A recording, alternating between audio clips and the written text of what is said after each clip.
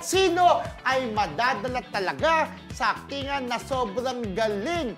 Yan ang reaksyon ngayon ng netizens sa ipinakitang galing sa aktingan ni Julia Montes at Jenica Garcia sa seryeng Saving Grace. Talagang tumitrending kasi ang bawat eksena ng serye dahil sa kwento at execution ng pagganap ng mga artista rito. Versatile raw talaga ang dalawa kasi nga mapakontrabida man ang role nila o supporting ay talagang nangingibabaw ang galing nila. Flawless acting!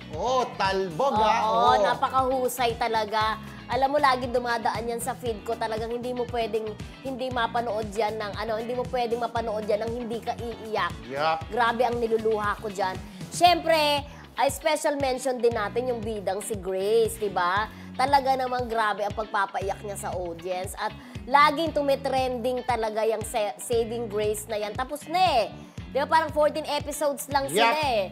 So, tapos na siya, pero hanggang ngayon pinag-uusapan pa rin. Actually ako, yung una natin napanood sa advance screening. Advance screening. So, Cristo, talagang napayak ako nung bata, yung kinulong siya sa Sabi sako, mo hanggang dulo, sabi nung bata, di ba? Kasi iiwan siya ni Julia. Di ba? Sabi mo, Ma'am Ana, sabi mo hanggang dulo. Yung pala diba? iniwan siya. Tsaka gusto ko rin yung eksena nila sa korte. Di ba? Ang nanay po niya dyan si Jenica, di ba? Correct. Na Tapos para ang hindi tatay, ang stepdad niya ay si Christian Bables. Correct, ang husay din. At teacher niya po dyan, si Ana, na ginagampanan ni Julia Montes.